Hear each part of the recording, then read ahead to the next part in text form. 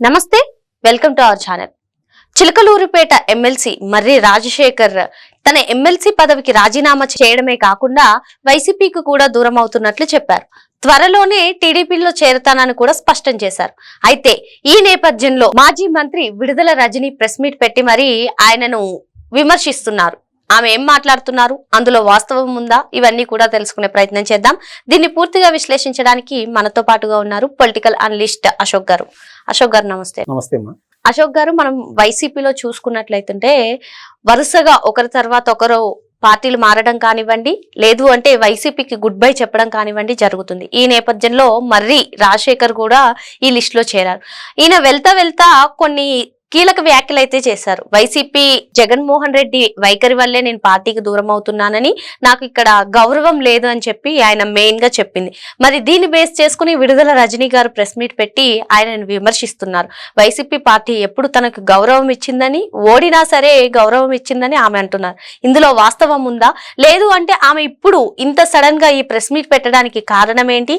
అంటే వైసీపీ నుంచి అందరూ కూడా వేరే పార్టీలకు దారి చూసుకుంటున్నారు, లేదు అంటే గుడ్ బై చెప్తున్న నేపథ్యంలో ఆమె కొంచెం సానుకూలంగా మాట్లాడుతున్నారా ఏంటి? ఇప్పుడు గ్రౌండ్ లెవెల్కి వెళ్ళి చూస్తే అండి, వాస్తవంగా ఆర్కే రోజా గారు నగిరి నుంచి పోటీ చేసిన సమయంలో నాకు దగ్గర స్నేహితుడు ఉంటే అక్కడికి వెళ్ళిన.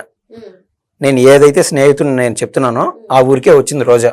అప్పుడు టెక్నికల్ గా కానీ గ్రౌండ్ లెవెల్ రూట్స్ మాట్లాడుకుంటారు ఆటోమేటిక్. అది ఎవరు తెలియని వాళ్ళు, తెలివి తక్కువ వాళ్ళు ఏది అని కాదు. ఒకటి నేను చెప్తేనో నువ్వు చెప్తేనో నమ్మే పరిస్థితిలో జనం లేరు.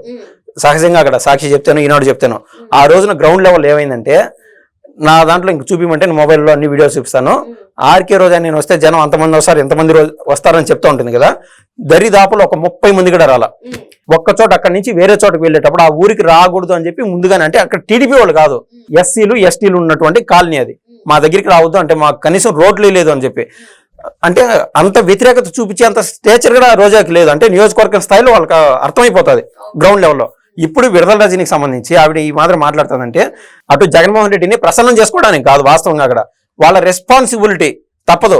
ఆర్కే రోజా ఓడిపోతుంది అని చెప్పి ఆవిడికి కనీసం నామినేషన్ వేయకముందే కూడా తెలుసు. పక్కా మీరు కావాలంటే నగిరిలో ఎవరిని టచ్ చేసి చూసినా కూడా మీకు అర్థమవుతుంది.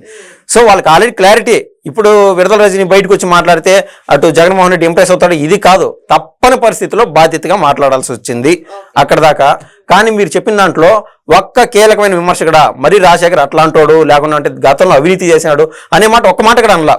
మర్రి రాజశేఖర్ గారి గురించి ఆమె చెప్పింది ఏంటంటే, వైసీపీ నాకు తగినంత సముచిత స్థానం ఇవ్వలేదని చెప్పి నేను రాజీనామా చేస్తున్నాను అని చెప్పి ఆయన హుందాగా చెప్పేసి వెళ్ళిపోయినాడు. జగన్మోహన్ రెడ్డి పైన కనీసం విపరీతమైన విమర్శలు కూడా చేయలే. ఈయన సాటిస్ఫాక్షన్ ఆయన చూసుకున్నాడు. అంటే ఇన్ని రోజులు తప్పలేదు, ఒక బాటిల్లో ఒక చీమని వేసి మూత పెట్టేస్తాము, అది ఎంతసేపు బతకగలుగుతుంది, దానికంటూ బయటికి రావాలని చెప్పి ప్రయత్నం చేస్తూనే ఉంటుంది. అంటే ఊపిరి అందట్లేదు వాళ్ళకి. 151 మంది ఎమ్మెల్యేలు, ఒక మాటలో చెప్పాలంటే ఇంటర్నేషనల్ సినిమాలో చెప్పాలంటే డాన్ లెవెల్ జగన్మోహన్ రెడ్డి. వాడు మంచోడా చెడ్డోడా, ఇప్పుడు భీష్ముడు అంత తోడు దుర్యోధనుడి కింద పనిచేయాల్సి వచ్చింది. కొన్ని పరిస్థితుల ప్రభావాల రీత్యా బయటపడే ఛాన్స్ అంటూ ఉండదు. సో మర్రి రాజశేఖర్ గారు ఇంకా నెక్స్ట్ టర్మ్ కూడా జగన్మోహన్ రెడ్డి వస్తాడేమో, పరిస్థితులు ఎట్టుంటాయో ఏమో అనుకోని చెప్పి వాళ్ళకు గౌరవం ఉన్నా లేకున్నా కూడా ముసుగులో గుద్దులాట్లాగా వెళ్తా వచ్చాడు. ఈ రోజున ఒకరికొకరు గతంలో చూసాం. వాసిరెడ్డి పద్మ గారు బయటకు వచ్చి ఏం మాట్లాడినారు, జగన్మోహన్ రెడ్డి తన వైఖరి వల్ల అందరినీ కోల్పోతున్నాడు, కనీసం అతను కోటరి దాటి మేము కనీసం మా సమస్యలు చెప్పుకోలేకపోతున్నాము. గతంలో ఆయన రాజీనామా చేసి 18 మంది ఎమ్మెల్యేలు గెలుచుకున్న రోజు నుంచి, గెలుచుకోక ముందు కాదు, ఇద్దరే అంటే 2 చోట్ల పోటీ జరిగింది. ఒక ఎమ్మెల్యే ఒక ఎమ్మెల్సీ, అటు విజయమ్మ ఇటు జగన్మోహన్ రెడ్డి. అక్కడ పోటీ చేసినప్పటి నుంచి వాసిరెడ్డి పద్మ ఇటువంటి వాళ్ళు అందరే, అమ్మటి రాంబాబు, ఇటువంటి హ్యాడ్ కోర్ ఎవరైతే చాలా మంది దగ్గర ఉన్నారు, బాలినేని శ్రీనివాసరెడ్డి గారు, విజయసాయి రెడ్డి గారు. ముఖ్యంగా అసలు మర్రి రాజశేఖర్ గారి గురించి అనేటప్పుడు విజయసాయి రెడ్డి గురించి ఏం మాట్లాడగలుగుతుంది విడుదల రజనీ గారు? అదేవిధంగా బాలినేని శ్రీనివాసరెడ్డి గురించి ఏం మాట్లాడగలుగుతుంది? మాట్లాడేంత స్థాయి లేదు ఆవిడికి. వీళ్ళిద్దరి పేరు ధైర్యం దమ్ముంటే విడుదల రజనీ గారు మాట్లాడితే ఇంకొకరోజు నేను మాట్లాడమంటే ఒక 20 నిమిషాలు మాట్లాడగలుగుతా. విజయసాయి రెడ్డి పేరెత్తి కానీ, లేదా బాలినేని శ్రీనివాసరెడ్డి గారి పేరెత్తి కానీ. ఎందుకంటే జగన్మోహన్ రెడ్డి ఇన్ డెప్త్ ఏదైతే అవినీతి చేసింటాడో ప్రతి ఒక్కటి, తన పుట్టు పూర్వోత్తరాలు అన్నీ తెలుసు వీళ్ళిద్దరి పైన మాట్లాడదు. ఎందుకంటే ఈవిడికి ఫండింగ్ ఇచ్చింది కానీ, లేదా ఈవిడ ఎక్కడ బుల్లెట్లు ఇచ్చిన టైంలో ఎవరు ఆమెకి డబ్బులు ఇచ్చారో, అంటే గతంలో 100 నుంచి 120 దాకా బుల్లెట్లు ఇచ్చింది ఆవిడ ఎమ్మెల్యేగా గెలిచిన సమయంలో, గెలవక ముందు ఎలక్షన్ టైంలో. సో ఈవిడ ప్రతి నడవడిక విజయసాయి రెడ్డికి తెలుసు. ఈవిడ 2,20,00,000 రూపాయలు ఒక స్టోన్ క్రషర్ దగ్గర నుంచి బెదిరించి ఒక ఎస్పీని ఇన్వాల్వ్ చేసి, విజిలెన్స్ ఎస్పీని, ఇతను పిఏకి ఒక 20 లక్షలు ఇప్పించి ఈవిడ 2 కోట్లు దండుకునిందంటే ఇటువంటి పుట్టు పూర్వోత్తరాలన్నీ విజయసాయిరెడ్డికి తెలుసు.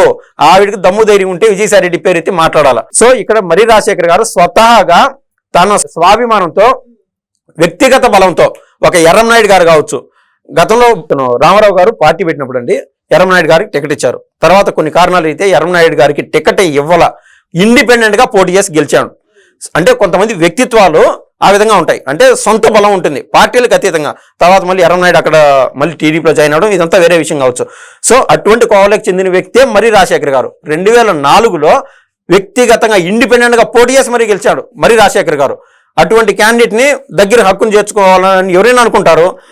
అప్పుడు దాకా జగన్మోహన్ రెడ్డి నడవడిక శైలి బాగానే ఉండిండొచ్చు కాక, ఒక సైడు మగసేన రాజేష్ గారు, ఒక సైడు త్రిబులార్ గారు, ఇటువంటి అంటే రాష్ట్రంలో ఎవరైతే కొద్దిమేర క్రౌడ్ పుల్లర్స్ ఉంటారో వాళ్ళందరినీ దగ్గరికి తీసుకున్నాడు జగన్మోహన్ రెడ్డి.